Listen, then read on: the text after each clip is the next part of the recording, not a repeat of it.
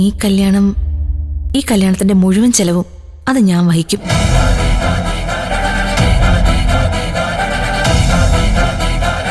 അതൊന്നും വേണ്ട. ദേവികമ്മയുടെ കല്യാണം നടത്താനുള്ള കാശ് തൽക്കാലം എൻ്റെ കയ്യിലുണ്ട്. അല്ല, വലിയ രീതിയിലുള്ള കല്യാണമൊന്നും എൻ്റെ മനസ്സിലില്ല ചന്ദ്രൻ. അതുകൊണ്ട് അച്ഛൻ തന്നെ അത് നടത്തി തന്നോളൂ. ചന്ദ്ര അതിനു വേണ്ടി 1 രൂപ പോലും മുടക്കണ്ട.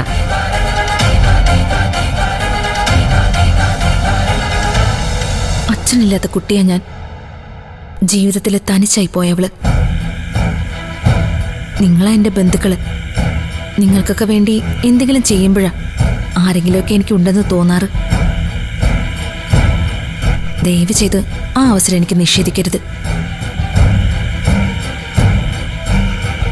കാശല്ലല്ലോ ദേവിക ചേച്ചി, ചെയ്യാനുള്ളൊരു മനസ്സല്ലേ പ്രധാനം. എനിക്കതുണ്ട്. പറ്റില്ലെന്ന് മാത്രം പറയരുത്. അതല്ല മോള്, അങ്ങനെ ചെയ്യുന്നത് ശരിയാണോന്ന് മോള് തന്നെ ഒന്ന് ചിന്തിച്ചു നോക്കാം. അത് ആളുകൾ അറിഞ്ഞാൽ എന്ത് പറയും? ആരെന്ത് പറയാൻ? ആരും ഒന്നും പറയില്ല. അതിന് വേറെ ആരും ഒന്നും അറിയാൻ പോകുന്നില്ലല്ലോ. എടാ മനോഹര, ഈ കുട്ടി പറഞ്ഞത് ശരിയാ.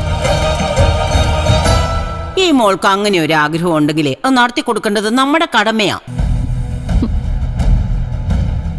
അതിലൊരു തെറ്റുമില്ല. അത് തന്നെ എന്റെ അഭിപ്രായം. ഈ സ്നേഹം എന്ന് പറയുന്നത് പൊതിഞ്ഞു കെട്ടിവെക്കാനുള്ളതല്ല, പ്രകടിപ്പിക്കാനുള്ളത്. അത് ചന്ദ്ര പ്രകടിപ്പിക്കുന്നതിൽ എന്താ കുഴപ്പം? മോള് ചെലവ് ചെയ്തോ. ഈ വീട്ടിലാരും അതിനെതിരൊന്നും പറയില്ല.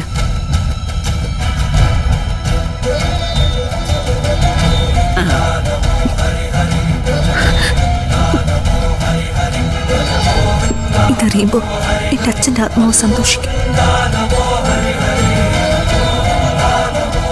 അച്ഛന്റെ ആത്മശാന്തിക്ക് വേണ്ടി ഞാനത് ചെയ്യുന്നത്.